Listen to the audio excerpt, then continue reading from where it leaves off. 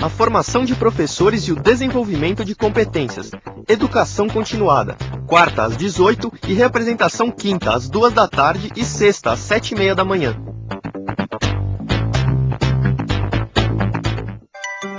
O melhor da produção universitária, vídeos e documentários aqui no Espaço Comunicação, sábado às 7h30 da noite e reapresentação domingo às 11 da manhã.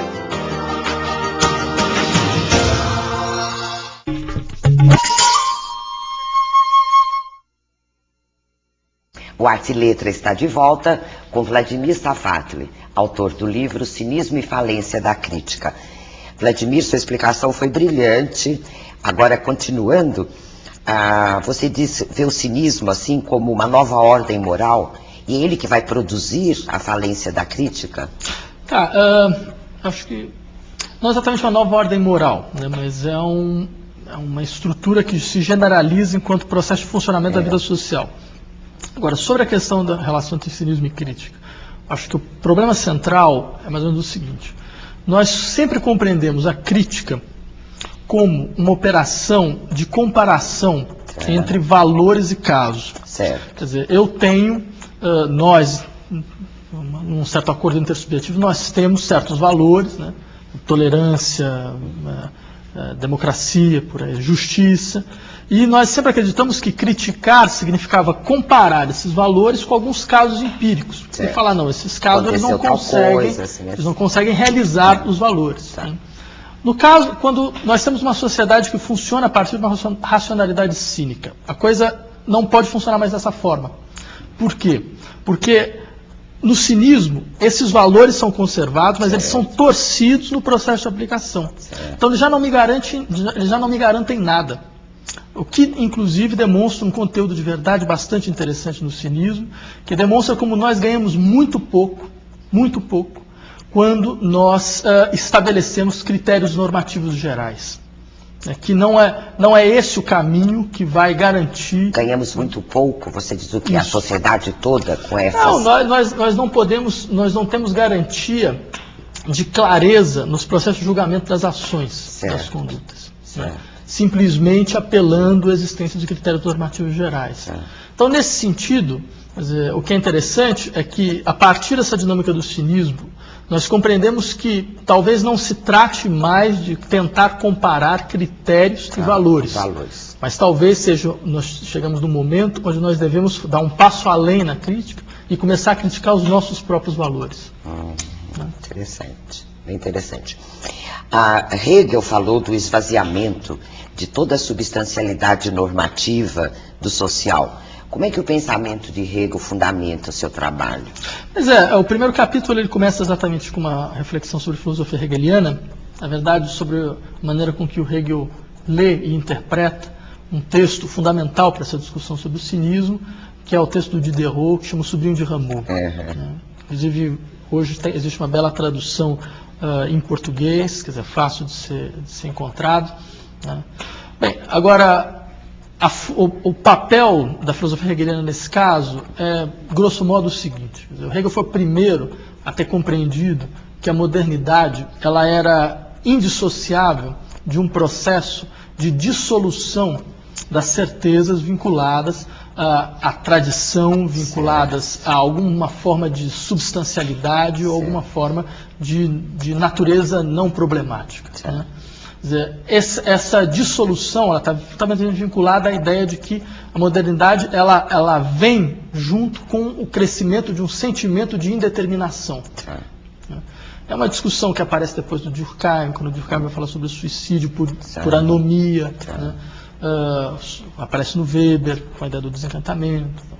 Agora, a ideia do Hegel era, nesse processo de crescimento do sentimento de indeterminação, há duas saídas, grosso modo, para a consciência lidar com isso. Uma é a ironia. Por você não ter mais nenhuma norma estabelecida, por você não ter mais nenhuma garantia que ele venha por trás, né, a partir da tradição.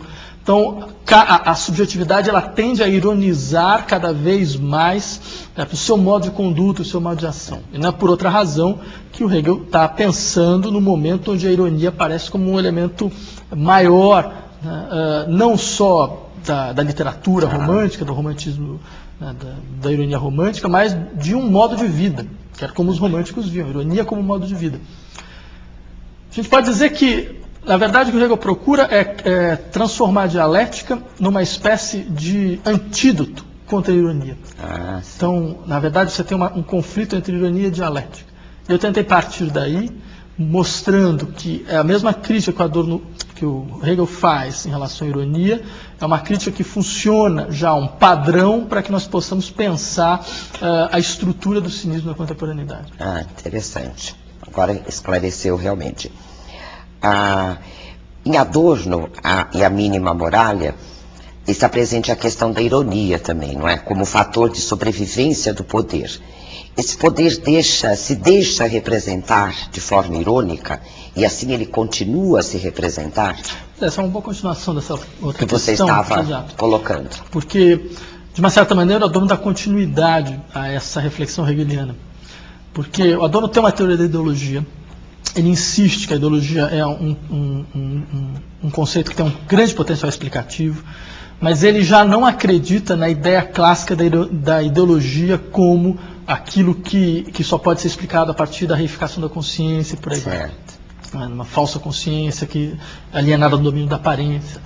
Ele quer mostrar como a ideologia que funciona na sociedade contemporânea é uma ideologia irônica, ideologia da ironização, onde eu consigo conservar uma série de conteúdos e uma série de disposições de conduta porque elas já são apresentadas aos sujeitos de maneira irônica. Quer dizer, o próprio poder apresenta os seus estereótipos, apresenta as suas formas, né, de maneira irônica. Porque, com isso, ninguém mais exige de você um engajamento baseado na ética da convicção. Ninguém mais tem convicção de nada, em última instância. Mas esse é o elemento fundamental de funcionamento da vida social sob uma racionalidade cínica, própria ao capitalismo contemporâneo. Quer dizer, todos nós agimos, de uma certa maneira, como se nós tivéssemos aquilo que o Adorno chama de uma crença desprovida de crença. Vladimir, nós ficaríamos aqui horas.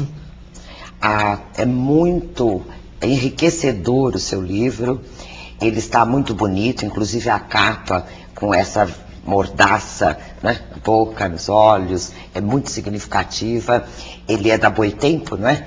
Está à venda em todas as livrarias. Eu espero.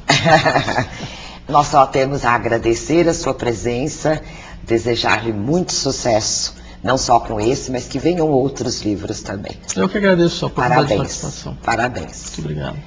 E obrigado a você, telespectador. O programa Arte e Letra contou com a presença do filósofo e professor Vladimir Safatli, autor do livro Cinismo e Falência da Crítica.